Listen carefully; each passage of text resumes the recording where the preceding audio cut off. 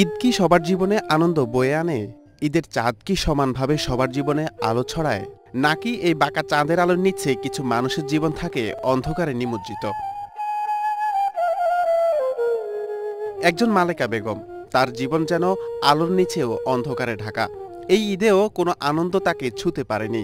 পচা বাসি খাবার খেয়ে কাটছে তার জীবন। নতুন পোশাক সে তো সোনার হরিণ। বাবা আমাকে ঈদ খুব কষ্টের ব্যাপার। আমরা কিছু কিনতে পাই না, কিছু কিনে নাইনাতে নিয়ে খাইতে হয়নি।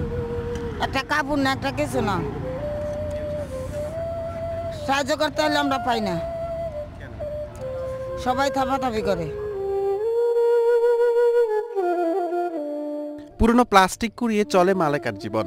জীবিকা আহরণের জন্য এটাই তার একমাত্র উপায়। স্বামী নেই, একমাত্র মেয়েও মারা গেছে। এখন ছোট এক নাতনিকে ঘিরেই চলছে মালেকার জীবন। এই যে দেখছেন মাথাটা ফাটে 4টা শিলি পড়ছে। ওষুধ খাওয়ার চাইলে না, পয়সা পাইতেছে না। না, আমার একটা মেয়ে ছিল, মারা গেছে। এই যে নাতিটা ফলে টাকার লেগে ঘরটা ঠিক করতে না, বেজির ডরে ঘরে থাকতারি না, এখানে থাকি। কি করবো কোন?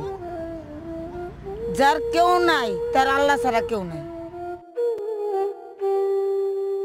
ঈদে সবার ঘরেই থাকে নানান রকম খাবার এবং শরীরে থাকে বাহারি ডিজাইনের পোশাক, কিন্তু অথচ এই ছিন্নমূল মানুষগুলো ঘরেও নেই কোনো তেমন খাবার। পচা বাসি খাবার খেয়ে তাদের দিন পার করতে হচ্ছে।